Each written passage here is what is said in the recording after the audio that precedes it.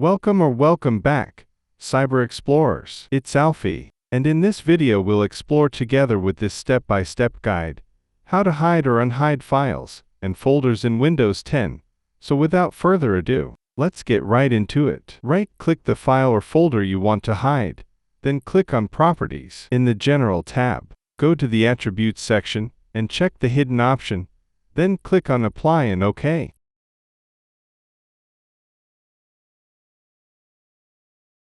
To unhide the file or folder, make sure the option Show Hidden Files, Folders, and Drives is chosen in the File Explorer options. Our video on how to show or hide hidden files in Windows 10 might help you. The link is in the description below. Right-click the file or folder you want to unhide, then click on Properties. In the General tab, go to the Attributes section and uncheck the Hidden option, then click on Apply and OK.